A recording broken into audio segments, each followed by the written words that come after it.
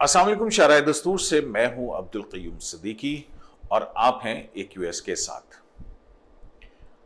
पाकिस्तान में सहाफ़त और सहाफ़ी की आज़ादी की एक लंबी दास्तान है। सहाफ़त की ये तारीख़ तहरीक पाकिस्तान ही की मानंद कुर्बानियों, आज़माइशों से भरी हुई है।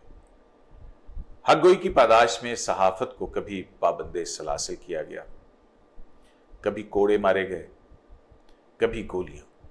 आज़ादी इजहार की इस तहरीक में मुसलसल जान की बाजी हारने वाले शोहदा की एक तवील फहरिस्त है। जबर और जुल्म के खिलाफ सच्चाई का अलम उठाने वालों ने तागूत के कहर के बावजूद हर दौर में अपना सफर जारी रखा है और यह सफर जारी रहेगा, जारी है और जारी रहेगा। इस सफर में सहाफियों पर कभी गद्दार की फप्ती कसी जाती है, कभी लफाफा सहाफी कहकर इनके रिज़्क़ हिलाल की तौहीन की जाती है। बेरोजगारी, तंगी हालात, अपनों बेगानों के तानों के बावजूद ये सर फिरे सच बोलने और ढूंढने से बाज क्यों नहीं आती।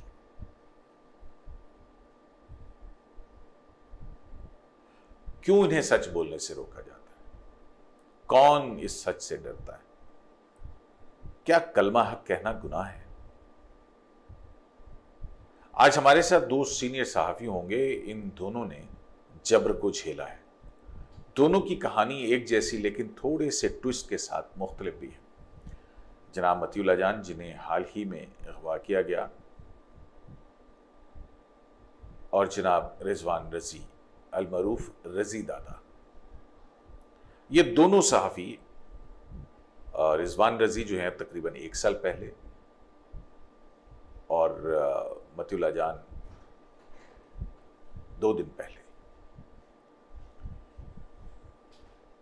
मग़वी बन चुके हैं। तो ये दो मग़वियों की कहानी है। चलें इन दो मग़वी सहाफ़ियों की कहानी इन्हीं की जुबानी सुनते हैं। रजी दादा, मैं आपसे शुरू करता हूँ। मतीउल्लाह जान को थोड़ा सा इंतजार करवाते हैं, ठीक है? जरा आप बताएंगे कि ये आपके साथ जो वाकया पेश आया था, ये कब आया था, कैसे आया था? जरा वो नरेशन बयान करें, उस दिन क्या हुआ, क्या था? देखिए, 9 फरवरी 2019 का दिन था और मुझे उससे पहले कुछ वाइब्स मिल रही थी। यानी 8 फरवरी की रात का खाना हमने एक जगह पे खाया। पाकिस्तान के सीनियर सहाफ़ियों में शुमार होता है नवीद चौधरी साहब का, लाहौर में एक अखबार के एडिटर भी हैं वो। आप उनको चैनल 24 पे भी देखते रहते हैं। उन्होंने एक खाने का एहतमाम किया था एक होटल में। वहाँ पे उनके कुछ दोस्त और मेरे कुछ अहबाब जमा थे और खाना खाने के बाद जो थे वो कोई 1 घंटे, घर पहुंचने के 1 घंटे बाद उनका फोन आया कि सब कुछ खैरियत है। मैंने कहा कि क्यों, खैर है? कहते जितने भी हमारे वहाँ पे खाना खा के उठे हैं लोग, उन्होंने इस अमर की निशानदेही की है कि हम बड़े सख्ती से ना सिर्फ के वॉच किए गए हैं बल्कि हमें 1 to 5 के ऊपर कुछ लोग जो थे वो घरों तक छोड़ के गए हैं। तो आपको मोहतात होना चाहिए क्योंकि ये तो इतनी हम में से तो कोई इस तरह की बात नहीं कर रहा कि जिसको कोई घर तक छोड़ने आए। तो हम सब ने ये कंसेंसस जनरेट किया कि आप ही वो हो सकते हैं जिनकी वजह से हमारा भी पीछा किया गया। तो मैंने उन्हें हंस के कहा कि यार मैं कौन सा, मेरा मतलब है कि कोई गैर मुल्की किसी अदारे को कोई राज फाश कर रहा हूँ। मैं तो सिर्फ कभी कभार एक आध फिक्रा फेंक देता हूँ सोशल मीडिया के ऊपर जो कि सवाल की सूरत में होता है और ये सवाल ट्वीट ज़ाहिर है करते हैं, लोगों इनके को, ट्वीट कर देते हैं आप। हाँ ट्वीट कर देते हैं। वो कुछ लोगों को बुरा लगता है तो चले हम कल से नहीं किया करेंगे। उन्होंने कहा कि नहीं, जो हालात हैं मेरा ख्याल है कि आज आप सुबह आप घर से भी ना निकलें। मैंने खैर कहका शक्का लगा के दिया। सुबह अभी मैं नाश्ता करने बैठा था और जाहिर है कि नाश्ते के बाद ही मैं अपनी ब्लड प्रेशर की दवाई भी लेता हूँ। तो नाश्ता करने बैठा था तो नीचे नॉक हुआ। हम उस घर में ऊपर वाले फ्लोर पे रहते थे, अगरचे नीचे वाला घर भी हमारे वो जो था वो गेस्ट रूम के तौर पे इस्तेमाल होता था। तो मैंने ऊपर से देखा तो मुझे वो जो शख्स थे तो वो नामालूम लगे ना, कि पहले हमारे घर में वो कभी नहीं आए, मेरा उनसे कोई इंटरेक्शन नहीं है। तो मेरी मिसेस को भी इस बात का एहसास था, तो उन्होंने कहा कि आप ना जाएं। तो मैंने उसे कहा कि बेटे को भेजना भी उतना ही खतरनाक है जितना मेरा जाना ना, तो आप मुझे जाने दें, मुझे नुकसान होगा, बच्चे को कुछ नहीं होना चाहिए। तो खैर मैं नीचे चला गया, तो जाके तो उन्होंने आगे बढ़ के मेरे से हाथ मिलाया।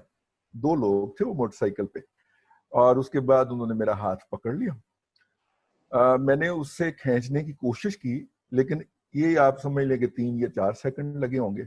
इतनी देर में दाएं से भी कुछ लोग आए पैदल, और बाएं से एक जो वो वैगन होती है, जिसे आप हाईएस्ट वैन भी कह सकते हैं, ये जो मुसाफिर सवारियां भी जिसमें ढोई जाती हैं, वो आई। बिल्कुल।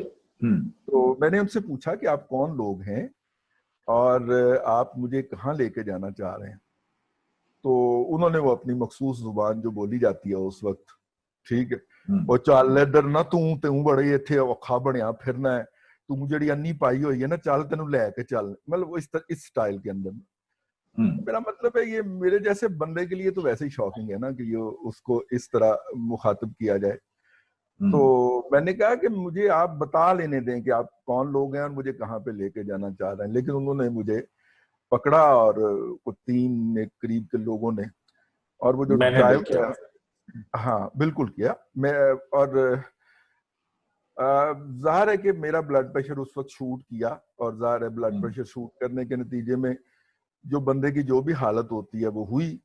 तो उन्होंने मुझे फिजिकली उठा के, जिस तरह आप ऐसे किसी चीज को, बच्चे को बाज का झूला नहीं देते हुए, तो उठा के तो ऐसे फेंका वैन के अंदर। अब वैन की उस सीट के ऊपर जो ड्राइवर के बिल्कुल पीछे होती है, 3 सीटों पे मुश्तमल, या 2 लोग भी उस पर बैठ जाते हैं, वो वाली जो जरा लंबी निस्बतन सीट होती है ना, तो उसके ऊपर में पेट के बल गिरा ना।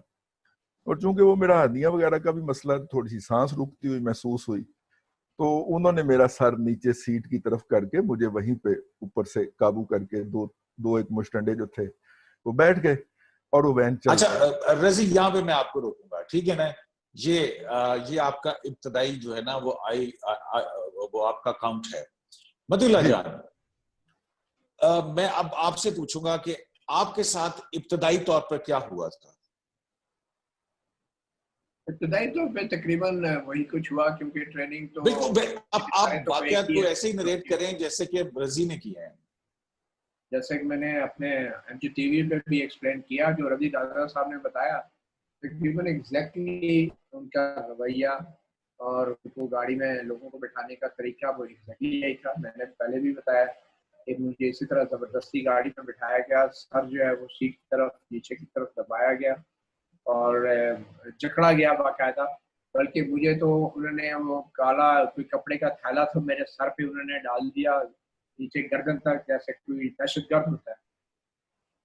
और मैंने उसके बाद मेरी आंखों पे भी पट्टी बांध दी, और फिर एक हथकड़ी थी जो FIA या पुलिस वालों के पास होती है, सिल्वर कलर की सरकारी, वो मेरी बाजू में पहना दी। और ये गाड़ी रंजी साहब के वक्त में तो चले डाला था, इनको ये भी नहीं पता सिविल थी प्राइवेट। मेरी तो बाकायदा पुलिस की गाड़ियां, पुलिस लाइट्स की वाली गाड़ियां, और वर्दी में एंटी टेररिस्ट स्क्वाड के लोग थे, पुलिस के लोग, वो लोग थे। और काफी बदतमीजी, जैसे उनका स्टाइल होता है अगले बंदे को टॉर्चर करना, तो उन्होंने ये सब कुछ किया। और एग्जैक्टली जो रजी दादा साहब कह रहे हैं, तरीका वही है। इन लोगों की शायद ट्रेनिंग ही यही की जाती है कि अगले को आपने मती, हम तो जो वीडियोस देख रहे हैं उसके अंदर हम देखते हैं कि आपकी गाड़ी रुकी हुई है, रुकती है, फिर पीछे से एक गाड़ी आती है, फिर दूसरी गाड़ी आती है, फिर उसमें से लोग निकल के आते हैं और आपका स्कफल होता है। आप फोन जो है ना वो फेंकते हैं जो आपकी अहलिया का स्कूल है उसके अंदर। और जैसा आपने बताया कि वो ताकि किसी तरह मैसेज कर रहे हो कि ये मती का फोन है, और कि कोई गैर मामूली किस्म के हालात है, सो दैट कि उनको जो है ना वो थोड़ा सा पता लगे और आप अपना एक निशान छोड़ना चाहते हैं। हैरत की बात यह है कि जहां से आपको उठाया गया है वो उस रास्ता, वो तो एक बंद, आपको पता है लाल मस्जिद की वजह से और नैब की इमारत वहां पे है, वो तो खारदार तारें लगी हुई हैं, जुड़ी हुई हैं, और वहां पे तो आना जाना हो नहीं सकता। तो वहां से वो कैसे आए, क्या ख्याल है आपका? ये आपकी बात बिल्कुल दुरुस्त है। वहां से रास्ता बिल्कुल बंद है काफी अरसे से। लाल मस्जिद वाली साइड से जो गली आती है उसको खारदार तारे लगा के बंद किया गया है। और स्कूल वालों की भी बड़ी मुश्किलात हो रही हैं, अब उन्हें लंबा चक्कर काट के आना पड़ता है। और मैं भी जब अपनी वाइफ को ड्रॉप करने के लिए स्कूल में आया तो मुझे भी वो टैंकी वाली साइड से आना पड़ा, क्योंकि इस तरफ से बंद तारें लगी हुई हैं। और ये हाई सिक्योरिटी जोन है, लाल मस्जिद जहाँ पे फौजी ऑपरेशन हुआ था जनरल मुशर्रफ के दौर में, ये वो जगह, और साथ ही नैब का ऑफिस भी है पुराना, जहाँ पे कभी सुना जाता है कि आसिफ जरदारी साहब के लिए रेस्ट हाउस बनाया हुआ है, उनको लाते हैं तो सड़कें बंद कर देते हैं। तो काफी दिनों सड़क बंद थी। और हैरत की बात यह है कि वो जो वीडियो स्कूल के कैमरे ने कैप्चर किया, उसमें वीडियो में वाज़ेह तौर पे देखा जा सकता है कि कुछ 3-4 गाड़ियां, कारें जो हैं वो कुछ सिम से आई। सिर्फ एक गाड़ी जो है मेरे अपोजिट सिम से आई थी जब मैं गाड़ी में बैठा था, और वो थी एक टोयोटा कलर की डबल कैबिन गाड़ी, जिसके ऊपर पुलिस की लाइट्स भी लगी। और आप देख रहे होंगे कि कैमरा में वो आखिर में मुझे जब बिठा लेते हैं, गाड़ियां जा रही होती है, तो वो गेट, स्कूल के गेट के सामने आती है और रिवर्स होती है अपनी डायरेक्शन चेंज करने के लिए। और उसमें जब वो रिवर्स हो रही होती है तो ऊपर वाज़े तौर पे उस कैमरे से पुलिस की लाइट्स नजर आ रही है। बिल्कुल। अब तो ये एक मंजर ये है कि आपको उन्होंने पकड़ा है, आपको मारा है, मारने के बाद आपको गाड़ी के अंदर डाला है और उसी तरह से अगली सीट और पिछली सीट के दरमियान में आपको रखा है, ऊपर से दबाव डाला गया है, मुंह नीचे किया है और हैंडकफ किया है और कपड़ा आंखों पे, मुंह के ऊपर डाल दिया गया है। ये मंजर था। अच्छा रजी, आप बता रहे थे कि आपके साथ भी टेरराइज करना है, सहाफी को बिल्कुल। टेरराइज करना है, प्रेशर ज्यादा करना अच्छा है। बिल्कुल मती, अब मैं चलता हूँ रजी की तरफ। रजी, आप जब ये सारा कुछ आपके साथ हो गया, आपको इस हालत के अंदर औंधे मुंह लिटा के और फिर ऊपर जो है 2 मुशटंडे आ गए, तो उसके बाद फिर क्या होता है? देखिए, मेरा ख्याल है कि आपने देखा कि अपना मती जो हैं, इनके जो पूरा इनका काफिला था, उसके आखिर में एक एम्बुलेंस भी थी। वो उन्होंने शायद मेरे तजर्बे के पेश नजर रखी थी, क्योंकि मेरी सांस उखड़ गई थी और मैंने उन्हें कहा था, उस वक्त कहा था कि मैं आई कांट ब्रीथ, मैं सांस नहीं ले पा रहा, आप परे हटें, ठीक है। और उसके काफी देर तक मेरे अवसान जो थे वो तकरीबन नीम बेहोशी आप उसको कह लें, उसमें रहा मैं। बल्कि कुछ लम्हात के लिए, मुझे तो लम्हात लगते हैं, हो सकता मिनट भी हो, कि मैं बेहोश भी हो गया। लेकिन अच्छा, उसमें मजे की बात यह है कि कोई साहब जो थे वो बुलंद आवाज में किसी को रिपोर्ट कर रहे थे कि ये ड्रामा कर रहा है जी यहाँ पे, ये इसकी सांस उखड़ गई है, अब लंबे लंबे सांस ले रहा है, अब ये इसको सांस नहीं आ रही। वो साथ में फोन के ऊपर किसी को रिपोर्ट, जैसे नहीं बंदा कर रहा होता, लम्हा ब लम्हा रिपोर्ट। अच्छा, जब वो मेरे अवसान बहाल हुए और मैंने कहा यार देखो, तो आप लोगों ने मुझे बुलाया था, मैं आ गया था, अब भी बुला लेते, आप कौन लोग हैं? तो फिर वो साहब जो के कमेंट्री फरमा रहे थे, उन्होंने अपना तारुफ करवाया। अच्छा, उसके बाद वो साहब जो थे वो गाड़ी की अगली क्या सीट क्या पे, क्या तारुफ करवाया? वो कि किस महकमे से हैं। तो अब वो साहब जो थे वो गाड़ी से नीचे उतरते, बाहर जाते, फोन लेके वहां पे किसी से हिदायत लेते, आके फिर बैठ जाते, फिर लेकिन ये पहला जो एपिसोड था ना, जिसमें मुझे उठा के मेरे घर से कुछ 1.5-2 किलोमीटर वो जो नहर है ना गुजरती है, जब वो नहर पे चढ़ गए तो फिर उनका वो जो जबरो इस्तबदाद का पहला हल्ला था वो खत्म हो गया, पीछे को हट गया ना। अच्छा, फिर वो फौरी तौर पे आप जनाब पे आ गए, वो तूतकार वाली, उनका लहजा भी बदल गया, चेहरों के ऊपर जो करहतली थी वो भी हो गई, और वो जो मुस्टंडे थे वो एकदम गायब हो गए ना वैगन के अंदर से, ठीक है। अब वो पोलाइट पोलाइट चेहरे, और मतलब के जो थे वो सर को पानी पिलाएं, ठीक है, सर को जनाब टेक दें, अच्छा, ये हाँ, फिर वो फौरन सर ठीक के है, ऊपर आ गए, ठीक है, और पानी फौरी पिलाया तौर और ये सारा कुछ किया। और अच्छा पानी मती, पिलाया, और आपको मैंने कहा कि और अच्छा, लेकिन बहरहाल वैगन से बाहर मुझे देखने की इजाजत नहीं थी, वो हाँ, सर नीचे की तरफ ही कि था। कहाँ लेके जा रहे लेकिन हैं? हाँ, कहाँ लेके जा रहे हैं, लेकिन लाहौर का चप्पा चप्पा गुजरा, यहाँ पे बचपन गुजरा, तो महसूस तो हो रहा था कि किधर जा रहे हैं।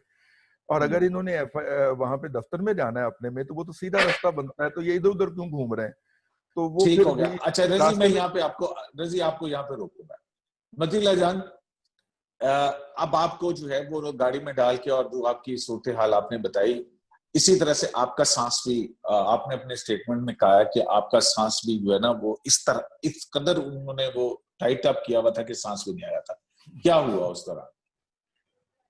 पहले तो जो रजीद साहब ने कहा कि वो एम्बुलेंस जो है वो उनके तजर्बे की बुनियाद पे शायद उन्होंने फिर एम्बुलेंस का बंदोबस्त भी साथ कर लिया, तो कोई सीनियर साहब की तबीयत अगर ख़राब हो जाए तो उसकी जान बचाई जा सके। तो ये भी एक बड़ा ही अलमिया और सितम ज़रीफ़ी है कि जान लेने वाली हरकतें करने के बाद जान बचाने के इंजेक्शन भी साथ लेके फिरते हैं वो लोग। और दूसरी बात ये है कि आपको मालूम होना चाहिए कि आजकल ये जो हमारी एम्बुलेंसेज हैं, जिससे आदमी में बहुत से दूसरे कामों के लिए इस्तेमाल होती रही है, खासकर कराची शहर में। ये यहाँ इस्लामाबाद में भी हमारे जो कुछ इदारे हैं वो इन एम्बुलेंसों को किसी डिफरेंट गैजेट्स के लिए इस्तेमाल करते हैं और डिफरेंट चीज़ों के लिए इस्तेमाल करते हैं। मैं इसकी ज़्यादा तफसील में नहीं जाऊँगा, मगर हाँ, वो मैं एम्बुलेंसेज आपके साथ जो बीती है जरा वो बताइए ना कि फिर उसके बाद क्या हुआ। जैसे इनको वो सर की तरफ आ गए, पानी पिलाने की ऑफर की, तो आपके साथ क्या हुआ इस तरह? वही हुआ। फिर एक तकरीबन 1 घंटा के या पौने घंटे के सफ़र के बाद रास्ते में मैंने उनसे पानी का भी कहा और ये भी कहा कि मेरा दम घुट रहा है, सांस रुक रहा है। तो वो ये करते थे कि मेरे नाक से कपड़ा मेरे कहने पे उन्होंने ऊपर कर दिया, नाक से। ये भी उनकी बड़ी मेहरबानी थी। और उसके बाद मैंने पानी का भी कहा तो उन्होंने पानी भी मुझे पिलाया और बॉटल वाटर जो उन्होंने अरेंज किया। और वो छोटा पानी की बॉटल जो है मेरे हाथ हथकड़ी में थे, तो खुद अपने हाथ से कपड़ा ऊपर करके मुझे पिलाने की कोशिश की और मैंने पिया भी। और उसके बाद फिर जिस जगह ले गए तो वहाँ पे एक दफ़ा फिर जो है एक जगह थी, मुझे तो समझ नहीं आ रही थी कौन सी जगह है, मुझे पकड़ के चला के, मेरी तो आंखों के गिर्द अंधेरा था, सिर्फ आवाज़ें आ रही थी जैसे कोई सेल है, कोई लॉकअप है जिसके लोहे के दरवाजे खुल रहे हैं, जोर जोर से बंद हो रहे हैं। उन आवाज़ों की भी एक अपनी दहशत होती है और वो आवाज़ें भी माशाल्लाह बड़ी तरतीब से आती हैं। तो अंदर लेके वो सीमेंट की एक जगह थी, उस पे बिठा दिया गया और उसके बाद फिर ज़बरदस्ती भी किया गया और बातें भी की गई बहुत सी, जैसे कि मैंने अपनी वीडियो में बताया है। और मैंने उनको बार-बार कहा कि कम से कम मेरे बीवी बच्चों को बता दें मैं खैरियत से हूँ और जो कोई मसला नहीं, सिर्फ उनको कन्वे कर दें, वो परेशान होंगे। तो तो उन्होंने क्या थी मुझे कह ये रहे वो आपको इस दौरान? बेसिकली एक तो वो बार-बार जो है ना ये बात कर रहे थे कि तुम बड़े समझदार आदमी हो, बड़े पढ़े-लिखे आदमी हो, तुम्हें समझ नहीं आती बात की, तुम ये कैसी बातें करते हो? तो मैंने उनसे यही कहा कि जनाब मुझे कौन-सी बात की समझ नहीं आती, क्या बात आप कर रहे हैं मुझे बताएँ। वो बार-बार एक ही बात दोहराते थे, तुम्हें पता है, तुम समझते हो। तो मैंने कहा मुझे क्या पता है, मुझे क्या करना है? तो उन्होंने कहा तुम्हें पता है तुम्हें क्या करना है। तो मैं उन्हें ये कहा था मेरी कल सुप्रीम कोर्ट की हियरिंग है, तो चीफ जस्टिस ने मुझे बुलाया हुआ है, कंटेम्प्ट ऑफ कोर्ट का केस है, तो मैं कर सकता हूँ और मुझे आप क्यों यहाँ पे लाए, कल मैंने पेश होना है। वो बार-बार यही दोहराते थे कि तुम्हें पता है, तुम बहुत समझदार हो, तुम बहुत तेज़ बनते हो और तुम्हें सब पता है और बस ये बात करते थे। और फिर वो बच्चों के हवाले से भी धमकी लगाते थे, अहले खाना के हवाले से भी धमकी लगाते थे और हल्का-फुल्का फिर वही टॉर्चर, कोई सर पे मार दिया, कोई डंडा लेके लकड़ी का कमर पे मार दिया, पुष्ट पे। और उनका टॉर्चर जो भी था, उनकी कोशिश ये ज़रूर होती थी कि तकलीफ दें, मगर शायद उतनी ही तकलीफ वो दे पाए थे जितनी मुझे वो अपनी काकुल एकेडमी की ट्रेनिंग में बर्दाश्त करने की जो है ना वो ट्रेनिंग मिली थी। तो अ, फिर उसके बाद फिर शोर-शराबा करके मैंने उसी तरह आँखों में पट्टी बाँध के वो चले गए। अच्छा मती, मैं यहाँ पे आपको रोकूंगा और अब मैं रजी की तरफ जाता हूँ। रजी, आपको जो है वो लेके चल पड़े और यही सारा कुछ अमल आपके साथ होता रहा, तो फिर आपके साथ वो क्या बात करते रहे और फिर कहाँ लेके गए आपको? एग्जैक्टली यही बात करते हैं। और मैंने और भी 2-3 लोग जो इस तरह से उठाए गए हैं उनसे पूछा है। मेरे अंदर वो सिर्फ एक फिक्रे का इजाफा करते थे कि आप तो पढ़ाते भी हैं बच्चों को और आपको नहीं पता कि ये चीज़ों की सेंसिटिविटी क्या है, आप तो वहाँ पे बड़ा एलेबोरेट करके बताते हैं, तो आप खुद उसकी वायलेशन करते हैं। मतलब बाकी बातें वही हैं कि तुम्हें पता है तुम क्या करते हो, लेकिन मेरे लिए वो आप पे आ चुके हुए थे। मतलब ये थोड़ा सा कहना चाहिए अपनों के साथ उनका सलूक जो था वो ज्यादा कैलस था, जो पराये थे मेरे जैसे उनके साथ सलूक जरा बेहतर हो गया था, तो इसलिए हम कह सकते हैं। अच्छा। आपको मैं एक लाइटर वेन पे बात बताऊं। ये शुक्र करें आपके साथ अपनों वाला सलूक नहीं हुआ। नहीं हुआ, शुक्र है। आपको पता है लाहौर शहर के अंदर बड़ी बड़ी खानदानी दुश्मनियां चलती हैं सिर्फ इस बात के ऊपर कि इन्हां दा मुंडा साडी गली चो लंघिया क्यों है। ठीक है। तो अब ये जो है ये उनके हमसाये में चले जाएं गाड़ी में बैठ के, तो लड़ाई ना हो या दुश्मनी ना हो, ये तो हो नहीं सकता ना। ये रोजाना वहां पे जाते हैं किसी न किसी बहाने, तो इन्हें उस गली से एहतियात करनी चाहिए, वरना लड़की के भाई जो है वो उनकी गैरत जोश में भी आ सकती है यार। तो इसलिए थोड़े से मोहतात रहे। तो उसके बाद ना मेरा ये ख्याल है, पता नहीं मती साहब का तजुर्बा क्या है। उसके बाद आपको लेके कहाँ गए वो, आपका उसके बाद सफर मुझे FIA साइबर मंजिल? क्राइम विंग ले जाया गया जी। अच्छा, इस दौरान में आपको, जिस दौरान में आपको ये पकड़ा जा रहा था, गिरफ्तार किया जा रहा था, वो मैन रास्ते हैंडल में करके उल्टा करके ले जाया जा रहा था, रास्ते के अंदर ले जाया जा रहा था, आपको कुछ नहीं बताया गया कि आपको हम कौन हैं और कहाँ लेके जा रहे हैं? हाँ जी, और मुझे उसके बाद साइबर क्राइम विंग में ले जाया गया, और वहां पे वो एक दूसरे को मुबारकबाद दे रहे थे कि चंगा फड़ के ले आए हो, मुर्गा चंगा फड़या, ये वो, ठीक है। और उसके बाद ले तो जाके लॉकअप में डाला आपको? मुझे लॉकअप में डाला। लॉकअप में के अंदर पहले भी 3 लोग थे, और लॉकअप बेसमेंट में था। किस उसके तरह का अंदर वो माहौल होता, वो आपने देखा होगा कि क्या क्या होता था? आपको भी ये आहनी दरवाजे खुलने और बंद होने और आने नहीं, और जाने? मेरी आंखों पे उन्होंने पट्टी नहीं बांधी ना। उतरते हुए मुझे पता था कि ये कहाँ पे मैं आया हूँ। अच्छा, हथकड़ी भी नहीं, ब्लाइंड फोल्ड भी नहीं, और अच्छा जी रजी। अच्छा, वो वहां पे वो बेसमेंट में थी, और बेसमेंट में अब भी है शायद FIA साइबर क्राइम विंग की। उसमें छोटा सा एक वो जो छत और जो बाहर की जमीन है उसके दरमियान एक छोटा सा वो रोजन होता है, या रोशनदान आप उसको कह दें, उसमें से जितनी की रोशनी आ सकती है वो आ रही है। तो एक नीम तारीख सा माहौल है, और बदबू है वहां पे। जो लोग पहले बैठे हुए हैं बेचारे, मतलब सांस, एक सेहतमंद आदमी वहां पे और मेरे जैसा तो बिल्कुल भी नहीं ले सकता, सांस घुटने लगता है आपका। अब जाहिर है कि सुबह आपने नाश्ता भी नहीं किया, अपनी मेडिसिन भी नहीं ली, और उसके बाद तबीयत जब मजीद घबराना शुरू हुई, तो मैंने वो अंदर से वो जो कवाड़ थे जो कि वो बंद कर दिए गए थे, और वो सुलाखों वाले नहीं थे, वो लोहे के थे, उनको मैंने खटखटाना शुरू किया। तो वो 3-4 मिनट खटखटाने के बाद फिर एक बंदा आया, और मैंने उसे कहा कि मुझे जो है वो कह होने लगी है, मुझे उबकाई आ रही है, और मुझे आप बाथरूम तक रसाई दें। फिर वो गया, उसने पूछा, तो बाथरूम तक रसाई मिली।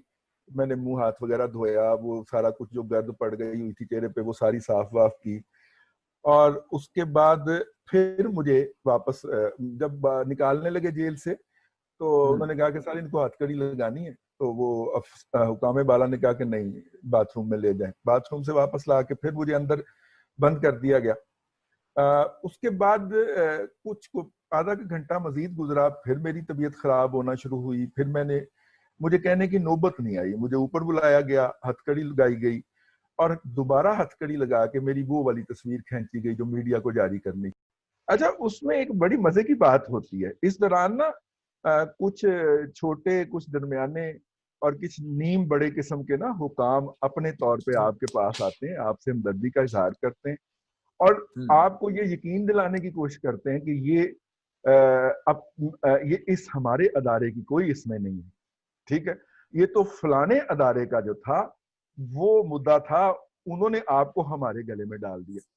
मतलब देखिए, जो जहां पे और आपको नमूदार हाँ, हुए, यानी कि आप FIA में नमूदार हुए, FIA के नमूदार हुए, अफसरान जो हैं वो हाँ, कहते हैं कि ये हमारा काम नहीं है ऑफ द सरकार। रिकॉर्ड, ये हमारा केस अच्छा, नहीं ऑफ द है। रिकॉर्ड।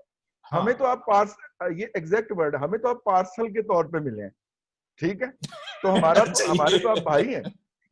हाँ, हमारे तो आप भाई हैं। हम तो आपका प्रोग्राम दादा पोता शो बड़े शौक से सुनते हैं। वहां पे कोई ना कोई हार्डकोर फैन भी आपका निकल आता है जी, MJ TV का भी निकल आया होगा वहां पे कि जी मैं तो आपकी वीडियो सुने बगैर मुझे रात को नींद भी नहीं आती। वो इस तरह करके ना आपको अपने अदारे को, या मैंने और भी जो 2-3 दास्तानें सुनी है, जो बच्चे इस तरह, जो लोग इस तरह गए हैं, वो आप अपने आप को एक्सोनरेट करने की कोशिश करते हैं इन योर आईज कि जी हम नहीं है, ये कोई और गंदा बच्चा है जो आपको पत्थर मार गया। हम तो आपको उठा रहे हैं, और यहाँ से हम आपको, देखिए आप जो कहेंगे हम उसमें आपको हेल्प आउट करेंगे। और फिर वो फेवर्स भी थोड़ी सी आपको दे देते हैं, कुर्सी पे बैठने की इजाजत दे देते हैं, पंखा चला देते हैं, अगर पंखे से आपकी तबीयत नहीं संभल रही तो AC चला देते हैं, मतलब वो सारी सहूलतें मिलना शुरू हो जाती हैं। साथ में ये सिमरिंग भी आपके कान में होती है कि ये हमारी वारदात नहीं है, ये हमारा काम नहीं है, ना आप हमारा केस है, आप तो पार्सल के तौर पे हमारे पास आए थे। वाह वाह वाह वाह, कमाल हो गया। हम्म। अच्छा, और फिर उसके बाद आपका पे रजिस्टर होता है मुकदमा, और फिर हाँ, and so on so fourth. उतनी देर में उन्हीं की बकौल मुझे पता चल जाता है कि बाहर मीडिया पे, सोशल मीडिया पे, मेन स्ट्रीम मीडिया पे क्या हो रहा है, और फिर उतनी देर में आप जैसे दोस्त पहुंचना भी शुरू हो गए थे। तो ये उसके बाद फिर वो सारी वो जो सख्तियां थी वो आपको अपने सामने खत्म होती हुई नजर आती है ना। मुझे मेरा पाइप भी दे दिया गया, ब्लड प्रेशर की दवाई भी घर से मंगवा दी गई कि ये आप खा लीजिए। वो सारी फिर चीजें जो हैं, वो पहले वाली जो आधे पौने घंटे की जो मेंटल टॉर्चर थी, या आप कह लें कि तकरीबन 1.5-2 घंटे की, वो फिर सारी आपको लगता है कि जैसे वो कोई डरावना ख्वाब था, क्योंकि ये लोग तो अपने दोस्त हैं और आपके साथ हाथ पे हाथ मार के गप्पें हो रही होती हैं, और आपको समझ नहीं आ रहा होता कि ये 2 घंटे पहले इनके अंदर क्या जिन घुस गया था कि अब ये इतने में हमसे फ्रैंक होने की कोशिश कर रहे हैं। अच्छा मतीला जान, इनका तो ड्रॉप सीन ये हुआ, पहले ये है, ये चलते हैं, इनको नहीं पता, इनके साथ ये मैन हैंडल होते हैं, बिल्कुल उसी तरह से नीचे गर्दन, ऊपर 2 मुस्टंडे, और फिर ये सारा सूरत-ए-हाल। फिर इनका एंड अप जो है वो तो हो जाता है कि ये एक लॉ इन्फोर्समेंट एजेंसी जो है एफआईए, उसके दफ्तर के अंदर इनकी एंट्री हो जाती है। आपके साथ क्या हुआ जब आप हमें लेके गए कि आखिरी दरवाजे खुलने की आवाजें आ रही थी, और आपके ऊपर आंखों पे पट्टी भी बंधी हुई थी, कोई थाने जैसा माहौल था, तो क्या उसके बाद फिर क्या होता है, वो जरा नरेशन हमें देंगे आप? फिल्म से देखिए साहब, कोर्टर पोर्टर को समझाने का जरा थोड़ा सा सोफिस्टिकेटेड तरीका होता है, जो आप और मेरे जैसे कोर्टर, उनको कोई आके कहेगा कि हम तो आपके साथ हैं जी, असल में तो कोई और कर रहा है, तो हम लोग उसको इतनी आसानी से मानने को तैयार नहीं होते।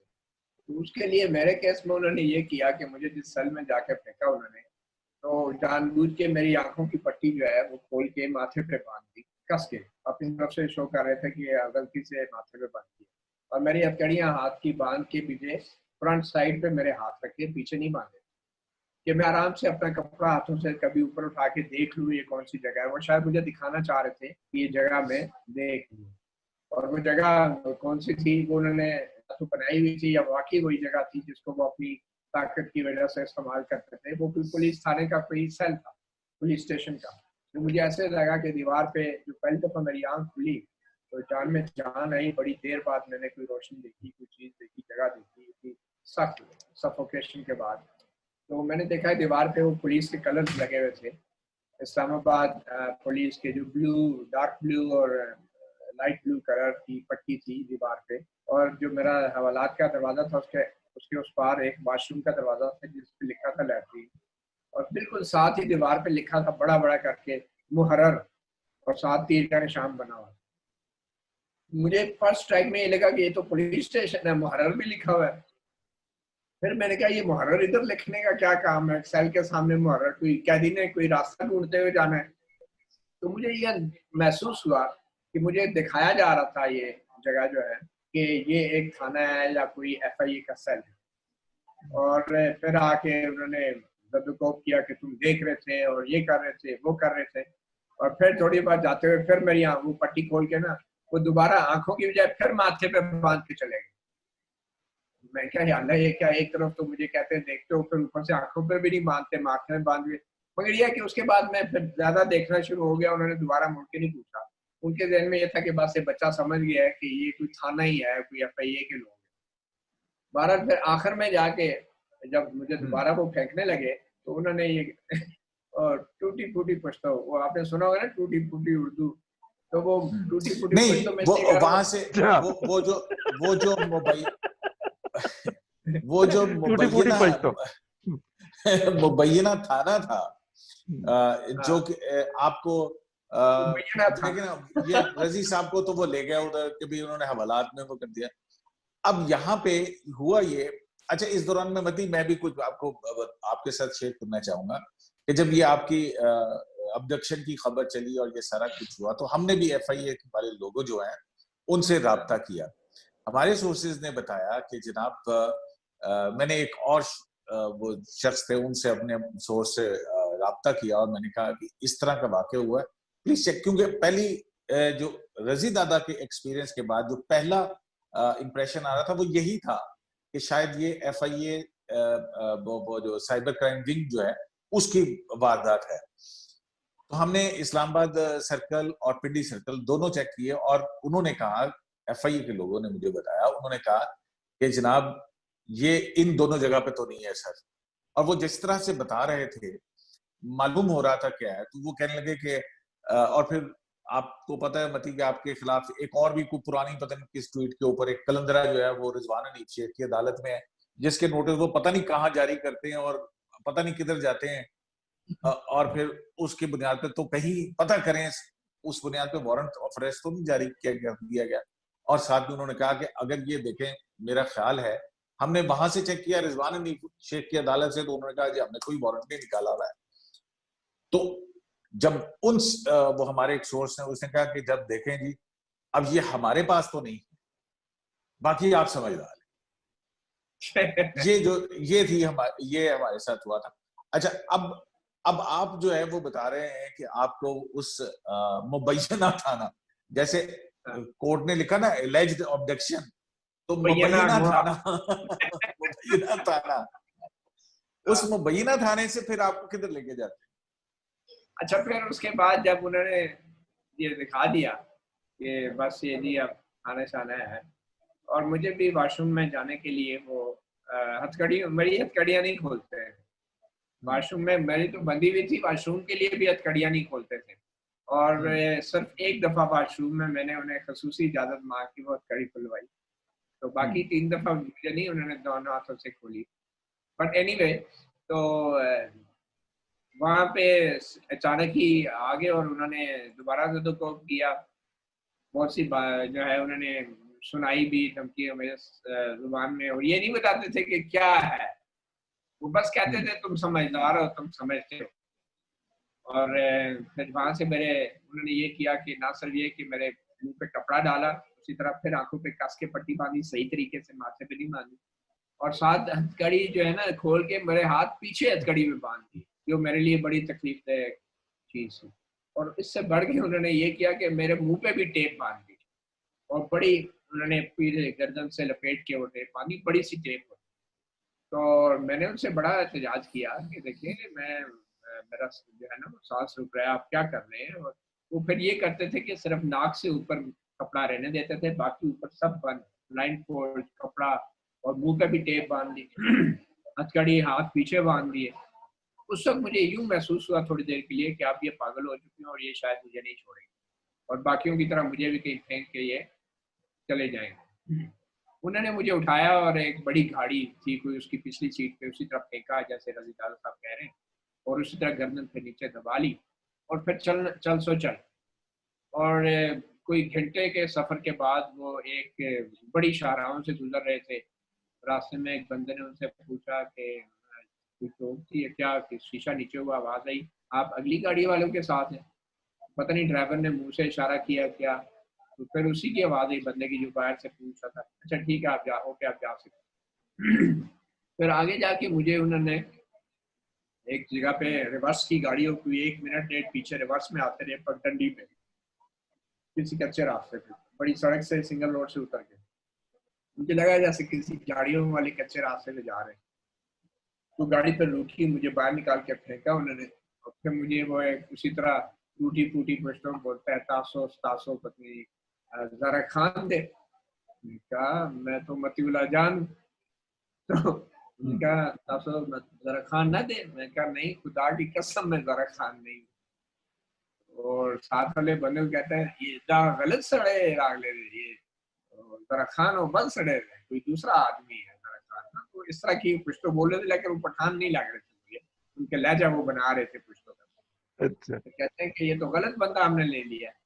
तो मैंने कहा हाँ ना, तुम भी नाम मुझसे पहले दिन पूछ लेते, पहले दफा जब लाए थे, इतना मारने के बाद आप एकदम पूछ रहे हो क्या नाम है।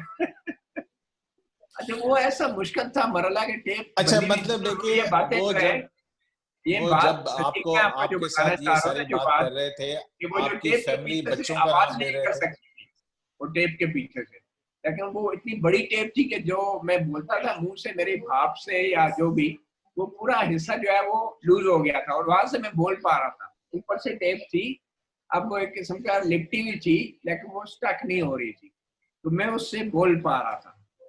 तो उसमें मैंने उनको फिर कहा कि भाई मैं मतीउल्लाह जान हूँ, और फिर उन्होंने कहा ये तो गलत बंदा आ गया।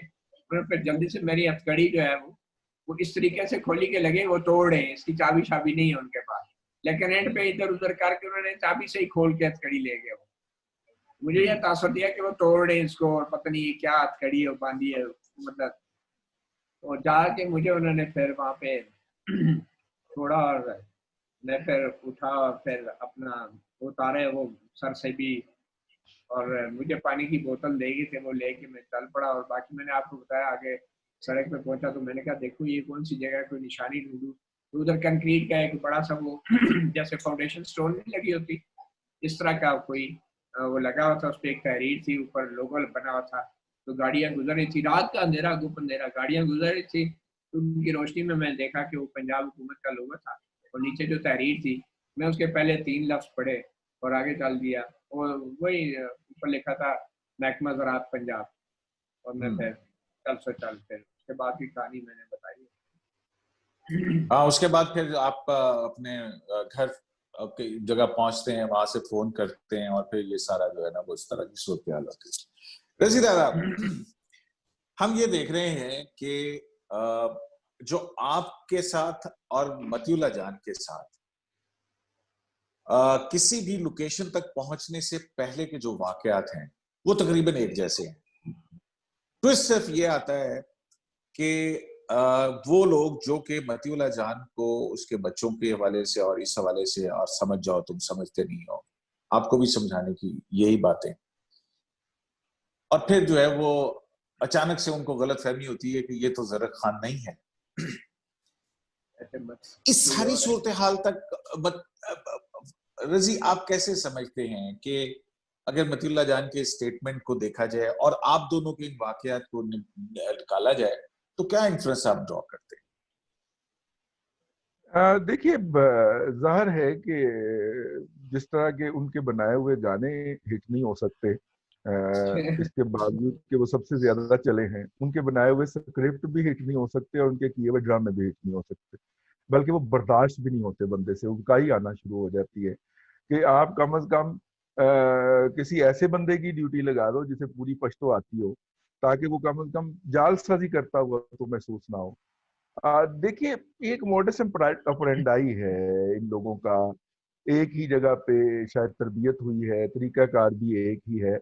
और अगर क़याम पाकिस्तान के अंदर जद्दोजहद करने वाले लोगों की आप देखें जो जुलूस निकाला करते थे उस वक्त अंग्रेज के खिलाफ, तो आपको याद हो तो उनको भी इसी तरह शहर से बाहर ले जाकर वीरान जगहों पे छोड़ आया जाता था, जिस तरह मतीउल्लाह जान को छोड़ के आया गया है। तो अपने मॉडस ऑपरेंडाई तो वो नहीं बदला जी उनका, वही 1857 से चला आ रहा है और वही अब तक कंटिन्यू कर रहा है। और उस वक्त जो पाकिस्तान का मुतालबा करते थे वो गद्दार थे, और आज जो हैं जो पाकिस्तान के अवाम की बात करते हैं या कुछ सवाल रेज करते हैं वो गद्दार है। ना गद्दार बदले हैं ना गद्दार बनाने वाले बदले हैं, बस बदला है तो सिर्फ एक नस्ल बदल, 2-3 नस्लें बदल गई हैं, लेकिन तरीकाकार वही चला आ रहा है। मुझे पता नहीं क्यों लगता है कि वो जो मर्जी कहें कि हम फलाने महकमे से हैं, धमकाने महकमे से हैं, हम सिविल महकमे से हैं, हम या गैर सिविल महकमे से हैं। सिविल और गैर सिविल के वाले से मुझे बात याद आई, यार मुझे हामिद मीर जो है ना वो प्रोफेसर वारिस मीर का पुत्र लगा है पहली मर्तबा, जिस तरह वो उसने वॉइस ऑफ अमेरिका को इंटरव्यू दिया है, इतना जिगरा जो है वो किसी कम साफी का होता है, जिसका जो क्रेडिट हो उसको देना चाहिए, है नहीं आप? तो वो जनाब जो है अल्लाह आपका भला करे, स्क्रिप्ट पीछे एक ही है, ठीक है, लेकिन वो चूंकि कुछ ह्यूमन नीड्स भी होती हैं, इन लोगों ने आपके और हमारे दरमियान इन्हीं मोहल्लों इन्हीं गलियों में रहना होता है ना, तो आखिर में अपना आप भी आपकी नजरों में जरा मासूम साबित करने की, क्लियर करने की कोशिश करते हैं कि जनाब हम तो बड़े, मैं मजबूर था और अल्लाह को काम था अच्छा रजी, पाबंद। आपके आपके इशू के अंदर जो है वो कोई वीडियो नहीं बन सकी, कुछ नहीं हो सका, मास भाई उस एक हथकड़ी वाली आपकी तस्वीर, मतलब इस तरह से हथकड़ी लगा के और अभी कुछ तय भी नहीं हुआ है और उसको मीडिया के ऊपर रिलीज करना, ये ह्यूमिलेशन के अंदर आता है, डिग्निटी ऑफ ह्यूमन के उसमें आता है। कॉन्स्टिट्यूशन ऑफ पाकिस्तान में आपकी जो डिग्निटी ऑफ ह्यूमन की बात की गई है, ये उस बुनियादी आईनी प्रिंसिपल के भी खिलाफ है। ह्यूमिलेशन, मकसद ह्यूमिलेट करना है ना। मतीउल्लाह जान के केस के अंदर बड़ी वाज़ेह तौर के ऊपर वीडियोस हैं। सेफ सिटी प्रोजेक्ट जो है वो यहाँ पे इस्लामाबाद के सेफ सिटी कैमराज हैं। अगर वो तमाम वाज़ेह शक्लें होने के बावजूद और ममनुआ इलाका जहां पे कोई आ जा नहीं सकता है, उसके बाद हुकूमती एहलकारों का ये कहना कि ये हो सकता है कि नॉन स्टेट एक्टर्स की कार्रवाई हो। Do you believe it? आप किन से पूछ रहे हैं? आपसे रजी, आपसे। नहीं, बिल्कुल मतीउल्लाह जान तो absolutely पार्टी not. है ना इस वक्त। मतलब मतीउल्लाह जान के इतने साथ हुआ है तो डेरिंग आई तरीके से, वांट योर मैं तो मुबैना तौर पे अगवा हुआ हूं ना। मुबैना हाँ, इतने डेरिंग तरीके से इजाजुल जिस हसन तरह साहब के बकौल। मतलब कि देखिए, अब हमारा भाई हमारा जो है वो पहले अंडर कंटेम्प्ट है, और मेरा मतलब है इससे ज्यादा अब हम क्या कहें यार, सामने नजर आ रहा है और आप मुबैना जो है उसका लफ्ज इस्तेमाल कर रहे हैं। आपको, मेरा मतलब है कि कुछ तो अपनी आंखों से देख लेना चाहिए। लेकिन देखिए, हर बंदे की अपनी अपनी मजबूरियां होती हैं, हर बंदे की अपनी अपनी वीडियोस होती हैं। हम क्या कह सकते हैं किसी के बारे में? मतीउल्लाह जान की अपनी वीडियो है, नैब के चेयरमैन की अपनी वीडियो है, हो सकता है किसी और की भी वीडियो हो, वो बेचारा इतना ही मजबूर हुआ हो, क्या ख्याल है? तो लेकिन नहीं, जो मैसेज, रजी मैं ये कह रहा हूँ कि देखें, कैमराज ने उनके चेहरे कैप्चर किए हुए हैं, एक एक आदमी बिल्कुल नजर आ रहा है, गाड़ियों के नंबर्स बिल्कुल नजर आ रहे हैं। तो बिल्कुल कितना आ रहा है मुश्किल केस है ये लॉ एनफोर्समेंट एजेंसीज के लिए? जी, एब्सोल्युटली नॉट। और खास तौर पे जो सेफ सिटी के कैमरे लगे हुए हैं उनमें तो आपको हर चीज वाज़ेह तौर पे नजर आ सकती है। अगर उसका डाटा अभी तक किसी ने जाया नहीं कर दिया, जो कि मेरा ख्याल है कि वो बड़ी महारत के साथ उसको इधर उधर कर चुके होंगे, लेकिन अगर नहीं किया जा सका तो वहां पे तो हर चीज वाज़ेह है जी। कितनी देर लगती बिल्कुल, है किसी बंदे की तस्वीर डाल के उसका बायोडाटा निकालते हैं? नॉट इवन 10 मिनट्स के ये पूरे जो लोग कार्रवाई कर रहे हैं, उनका पूरा बायोडाटा निकाल लें नादरा के रिकॉर्ड में से 10 मिनट भी नहीं लगते। इसीलिए आईजी पुलिस जो है वो अदालत में नहीं आया ना, और अदालत ने नहीं है इसरार भी नहीं किया। ना, वो जायज बात इस्लामाबाद हाई कोर्ट के अंदर है, ना वो है। हाँ, सुप्रीम कोर्ट ऑफ पाकिस्तान के अंदर है।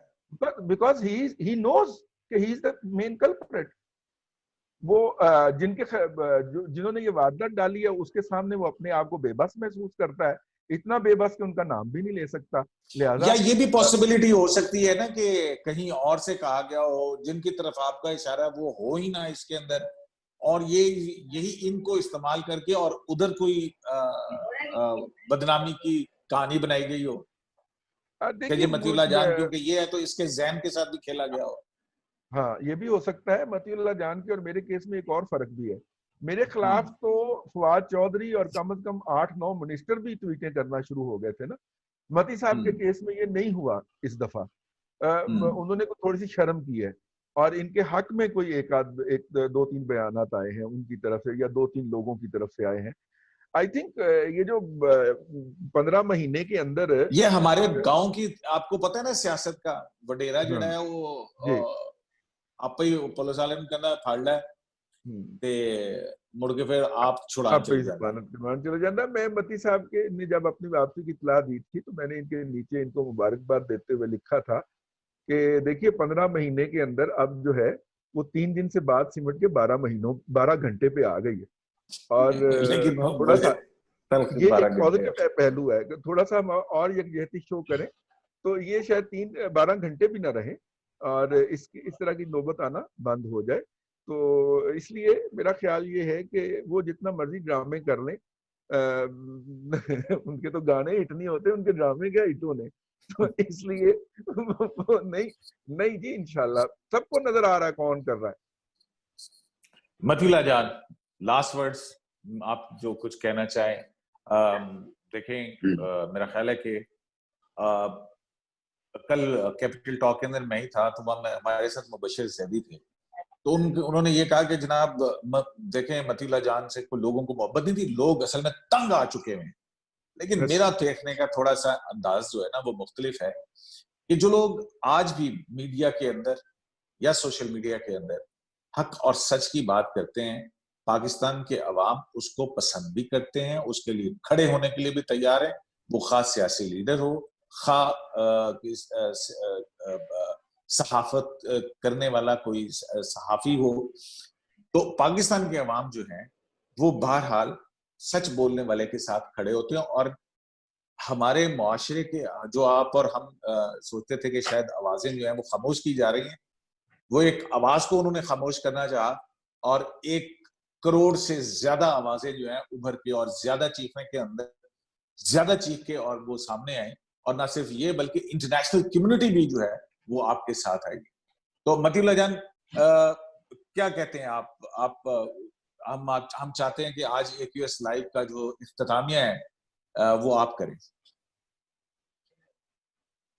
से देखिए, मैं पिछले 1.5 साल से ना बेरोजगार और बड़ी डिप्रेसिंग सिचुएशन होती है। आपको यूँ महसूस होता है कि आपके कोई इदारा भी आपको लेने को तैयार नहीं है, और वजह साफ ज़ाहिर है, लोग डरते हैं, इदारे डरते हैं, पूरे इदारे का मुस्तकबिल दांव पे लग चुका है इस मीडिया की इंडस्ट्री में कुछ लोगों की वजह से। और वो लोग कुछ बुरे नहीं हैं, वो लोग रसूल और सच की बात करते हैं और करते थे, मगर आज वो सब कॉर्नर हुए हैं। नाम सबको पता है आपको, एक ने तलत हुसैन है, नुसरत जावेद हैं, मुर्तज़ा सुलंगी साहब हैं, और इसी तरह दूसरे जो लोग, और जो लोग कुछ अभी भी जॉब पे मौजूद हैं मगर हक सच की बात करने की कोशिश करते हैं, उन पे अरसा हयात भी तंग है, उनकी तनख्वाहें भी लेट हैं। और आपने देखा, आपके अपने जो जियो टेलीविजन जंग ग्रुप के मालिक हैं, वो जेल में डाला हुआ, आज तक किसी को पता है कि केस कहाँ पहुंचा है, चला कहाँ। तो कहीं से देखिए, ये थोड़ा सा डिप्रेस हो जाते हैं सिचुएशन में। तो एक रोशनदान जैसे नहीं, किसी खुफिया सेल का रोशनदान होता है, जैसे हवा आती है आप सांस लेते हैं, तो सोशल मीडिया, ये ट्विटर, और उसमें से आने वाली रोशनी जो है बड़ी खूबसूरत एक लाइट भी आ रही होती है लाइट की, जो माहौल को और खूबसूरत बनाती है। ये जो सोशल मीडिया है, ये वो एक ठंडी बोतलों का स्ट्रॉ नहीं होता जिसको बचपन में हम मुंह में डाल के पानी के नीचे जाके ना अंडर वाटर रहते थे। तो ये हमारे लिए एक सांस लेने का जरिया है। वो लोग जो जर्नलिस्ट हैं, जो माशरे के लिए बात करते हैं और बात किए बगैर रह नहीं सकते, उनकी बात उनका सांस लेना होता है। तो ये सोशल मीडिया हमारे लिए सांस लेने का जरिया है। और बदकिस्मती से हम हुकूमतों को रोते थे, हम रियासती इदारों को रोते थे कि ये हमारा घुटन सांस कर रहे हैं। आज हमारी अदालतों में भी जो बुजुर्ग मुअज़्ज़ज़ जजेस हैं, वो ये कह रहे हैं कि ये यूट्यूब पे क्या हो रहा है, इसका कानून बनाएं। बहुत से मुल्कों में ये बंद है, चीन और नॉर्थ कोरिया बनाने जा रहे हैं हम लोग।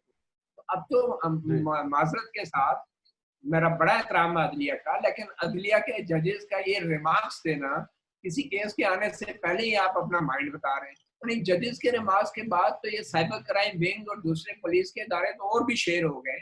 और इन जजेस के रिमार्क्स की वजह से जो है वो ह्यूमन राइट्स वायलेशन बढ़ जाएंगी, फ्री स्पीच के ऊपर पाबंदियां बढ़ जाएंगी, सिर्फ इसलिए कि मुअज़्ज़ज़ जजों के फैसलों पर कोई तनकीद करता है, उन्हें बुरा लगता है।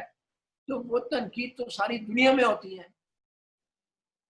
सोशल मीडिया की वजह से जजेस को अगर कोई शिकायत है तो किसी खास केस में उस केस के मतलब फैसला दें, कानून की तशरीह करें, लेकिन ये रिमार्क्स देना ये सियासतदानों का काम है, ये तज्जियाकारों का काम है।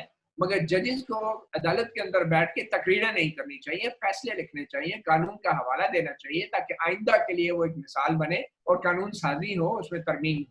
लेकिन जब जजेस भी अदालतों में प्रेस कॉन्फ्रेंस करेंगे और तकरीरें करेंगे, रिमार्क्स देंगे और जजमेंट्स लिखने की बजाय अदालती सरबराहों को बुला के ऑर्डर देंगे, FIA आ जाए, पेपरा को बुला लो, क्या एक्शन लिया आपने, ये जजेस को ऐसे नहीं करना चाहिए। जजेस को हकूक का तहफ़्फ़ुज़ करना चाहिए।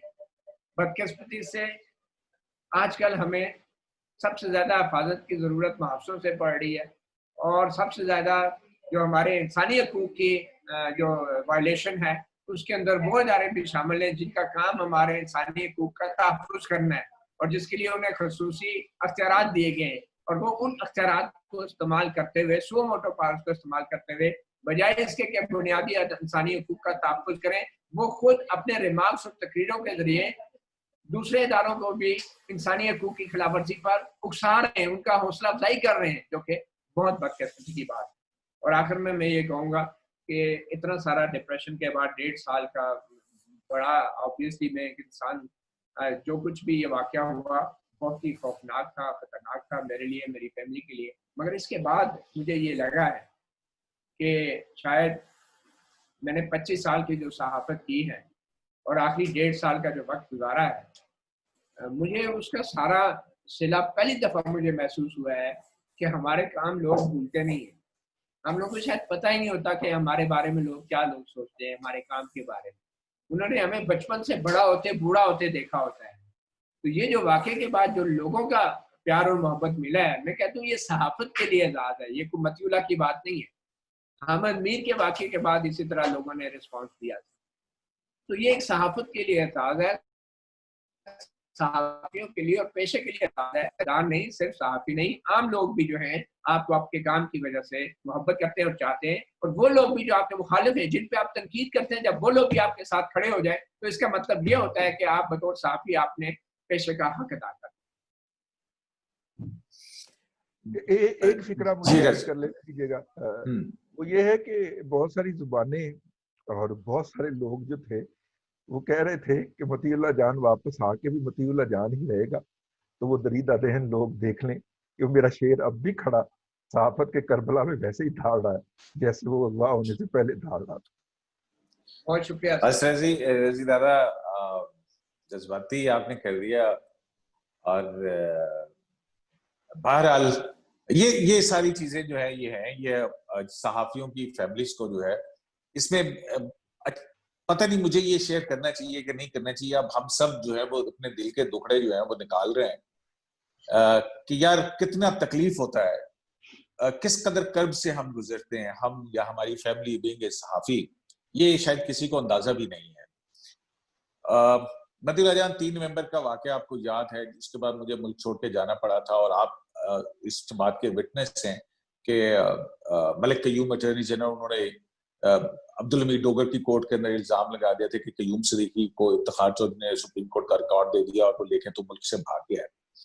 उस दौरान में मेरे साथ क्या हुआ था कि मेरी बीवी जो अपने दफ्तर से काम करके आई थी, उसको मेरे घर के सामने से गन पॉइंट के ऊपर जो है वो किडनैप करने की कोशिश हुई थी।